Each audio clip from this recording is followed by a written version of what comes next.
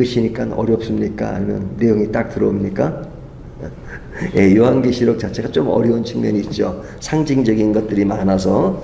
그런데 이제 다른 본문에 비하면 그래도 오늘 본문은 조금 좀 쉬운 편입니다. 오늘 본문이 이야기하는 것은 하나님에 속한 성도들의 삶과 정체성, 이것을 이야기하고요. 그리고 세상 유혹 속에서 믿음을 지키는 자들에게 주어질 영광, 이 이야기를 하는 겁니다. 이 이야기를 상징적으로 얘기하는데요. 우리가 조금 어렵게 느껴지는 면에서 이 나오는 단어들을 좀 하나하나 보면요. 1절에 보면 어린 양, 이 어린 양은 예수님을 이야기하죠. 또 시온산 하는 것은 하늘의 예배 자리를 이야기합니다. 14만 4천이라는 얘기는 성도의 총체적인 상징입니다. 14만 4천. 우리가 여기 보면 그 24장로가 나왔잖아요. 24장로가 그 성도를 상징하는 것이 구약의 12지파, 신약의 12사도, 그래서 24장로로 표현하잖아요. 이 14만 4천은 12 곱하기 12는 뭐가 되죠? 12 곱하기 10은 144. 거기다 1000을 곱하면 14만 4천이 되잖아요. 그러니까 그런 성도의 총체적인 상징입니다. 그러니까 숫자의 의미를 부여하는 것이 아니라 아주 그 총체적인 것입니다. 근데 이전 14만 4천이 문자적으로 주장하는 사람들이 있죠. 옛날에 그 이단 종파들이 대부분 14만 4천을 얘기합니다. 신천지도 초창기 때 뭐 14만 4천, 자기네 14만 4천을 얘기하고 막 그랬거든요. 근데 자기들도 이제 14만 4천이 넘으니까 지금은 좀 말을 좀 바꾸진 않았지만 하여튼 좀 다르게 좀 변명하고 그러는데요. 이 14만 4천은 성도의 총체적 상징입니다. 그리고 14장 2절 3절 보면 여기 보면 새 노래를 부르니 3절을 그죠? 새 노래를 부르니 여기 보면 그런 새 노래, 구원받은 성도들이 부를 수 있는 찬양이고, 그 다음에 맑은 물소리, 이것은 하나님의 임재의 장엄함, 이런 것을 이야기하죠. 또 14장 4절을 보면 순결하다 하는 것은 뭐 글자 그대로 영적 순결을 지키는 자들의 모습, 천열배, 이것은 헌신된 성도의 삶을 이야기하죠.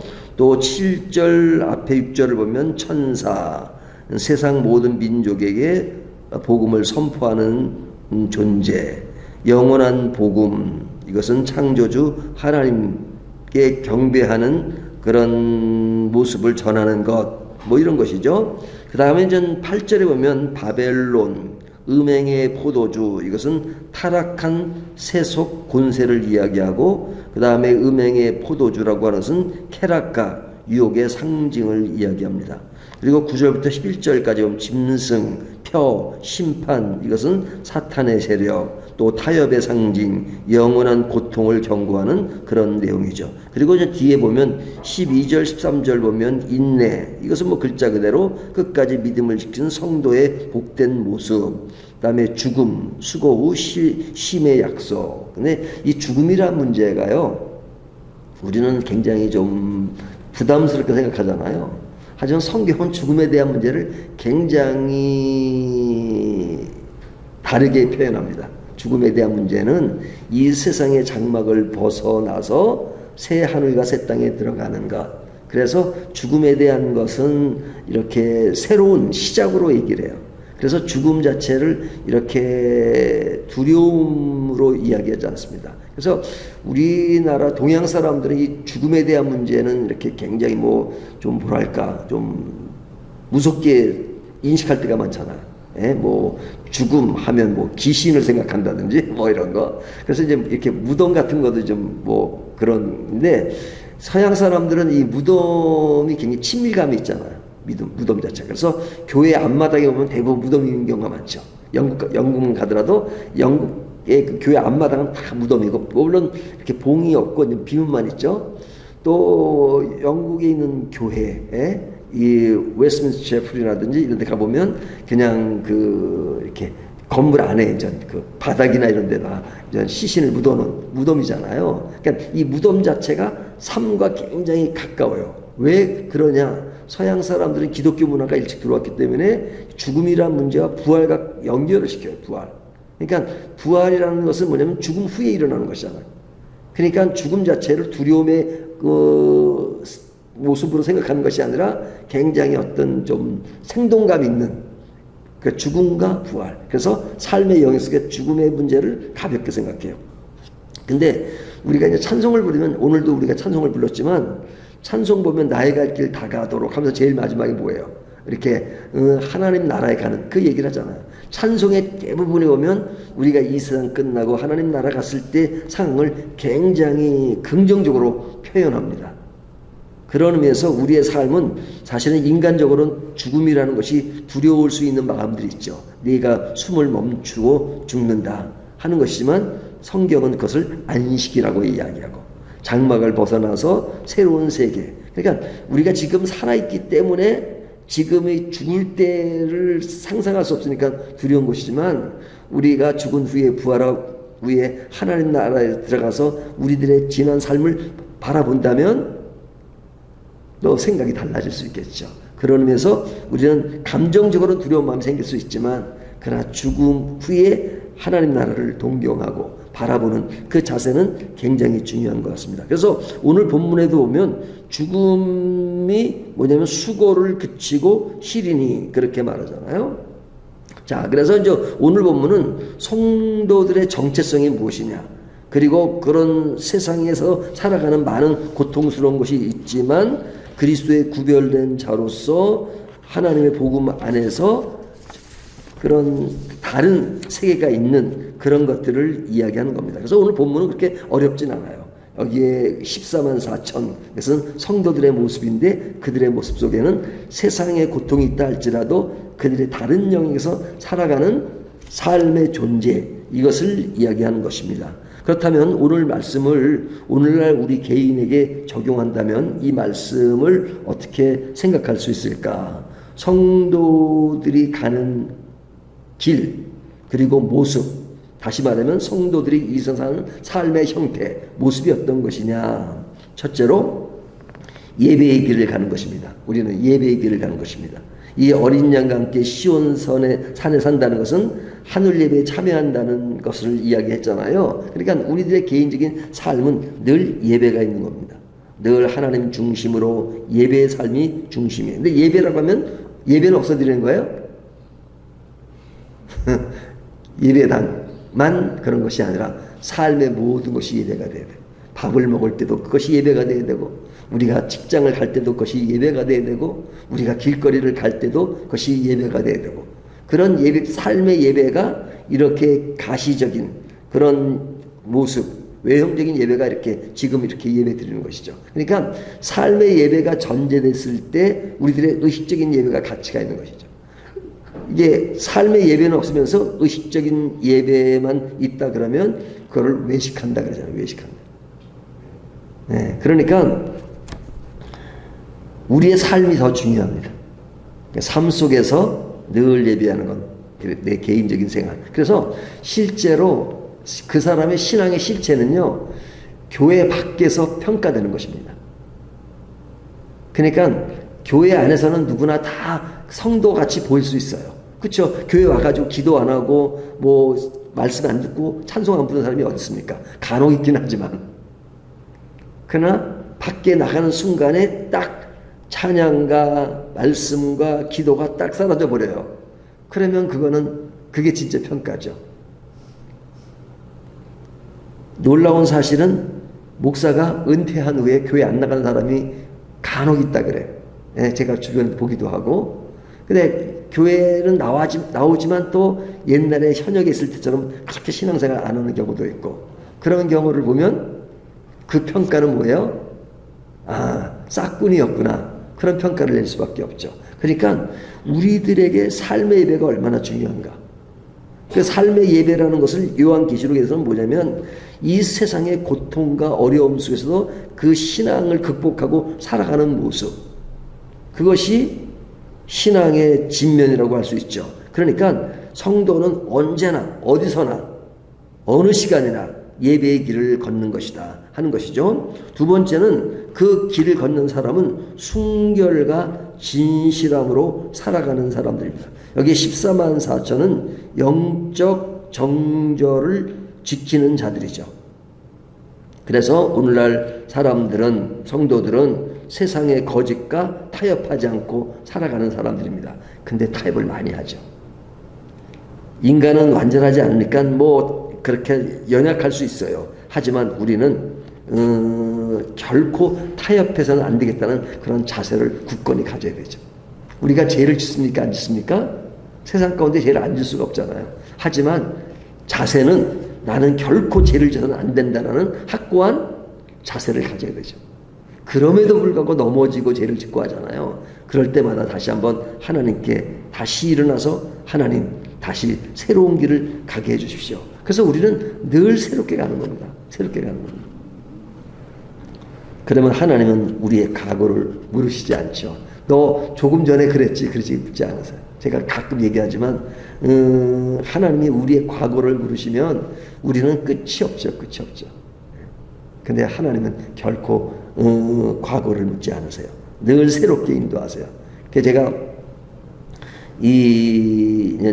길치가 돼가지고 어디 운전하고 가면 옛날에 내비게이션이 없을 때는 늘 헤매고 그래요. 헤매고. 예? 우리 애들이 그래요. 한참 돌다 아빠 지금 그 길 또 왔잖아요. 그래요. 근데 그때 제가 아이고 이 길을 안내하는 뭐가 있었으면 좋겠다 그랬는데 결국은 내비게이션이 나왔어요. 그러니까 지금은 내비게이션이 나오니까 얼마나 좋아요. 길을 쫙 안내하고 제일 먼저 차를 타면 그것부터 틀어요. 그러면 그 안에 있는 아가씨가 친절하게 이제 길을 안내해 주죠. 이리 가라 저리 가라 뭐. 근데 그런 말을 해줌에도 불구하고 제가 또 다른 길을 갈 때가 많아요. 예? 오른쪽으로 가는데 왼쪽으로 가기도 하고 그래요. 그러면 내비게이션이 에이 바보 그렇게 알려줬는데도 그렇게 못 가냐 이런 바보라고 한 번도 말한 적이 없어요.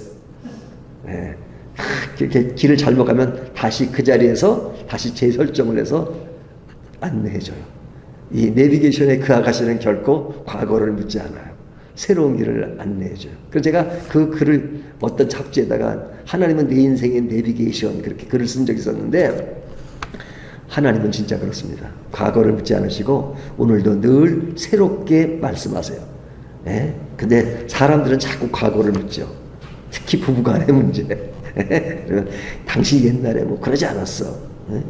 그러잖아요. 근데 하나님이 과거를 묻지 않으시고 새롭게 늘 인도하시기 때문에 우리는 늘 새로운 마음으로 늘 세계를 가야 합니다.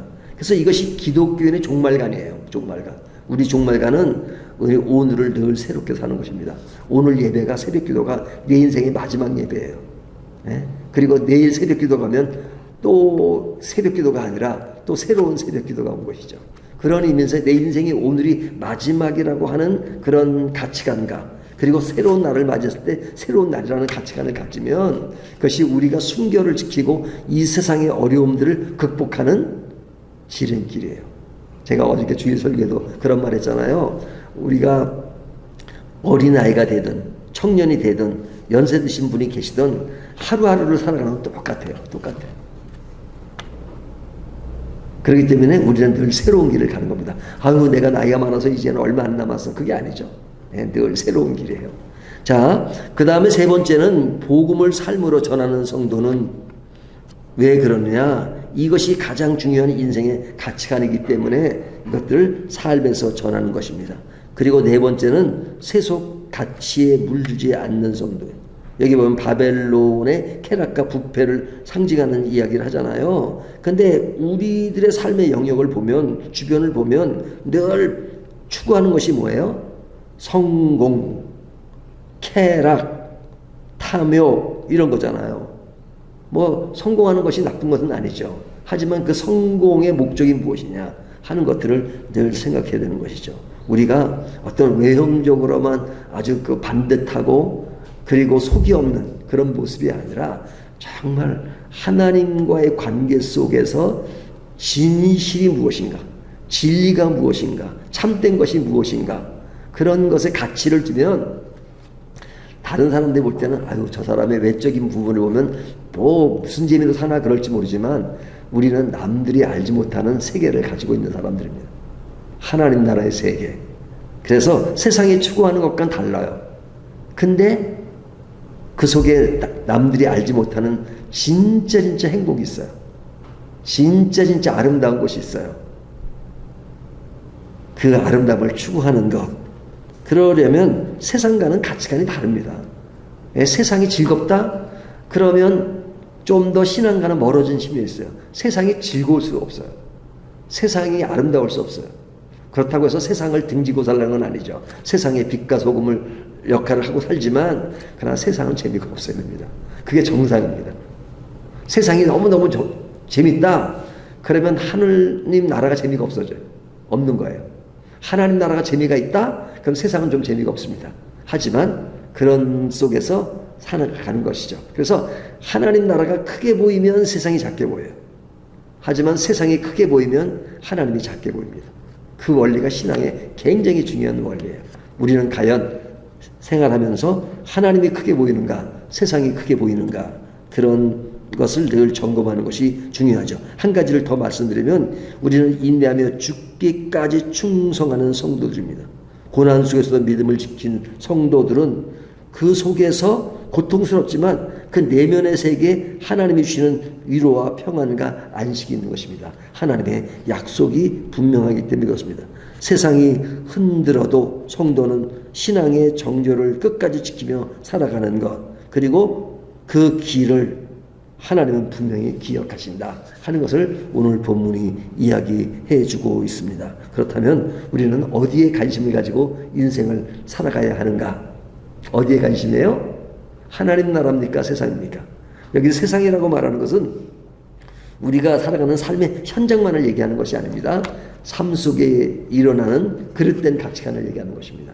우리가 좀 외롭더라도, 좀 고독스럽다 할지라도 그냥 하나님을 섬기고 가면 그 속에서 오는 평강과 기쁨은 이루 말할 수 없는 것입니다.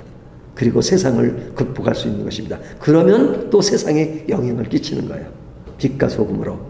그러나 이것이 안 되면 억지로 그 세상이 더 좋은데 그들에게 빛과 소금이 될 수 있겠어요? 거기 빠져가지고 그것과 줘서 같이 돌아가는데 그러면 빛과 소금의 역할이 되지 않는 것이죠. 우리가 진짜 어디에 관심을 두어야 되는 것인가 하는 것을 다시 한번 점검하시면서 오늘도 주님의 길을 가는 저와 여러분이 되시기를 주님의 이름으로 축원합니다.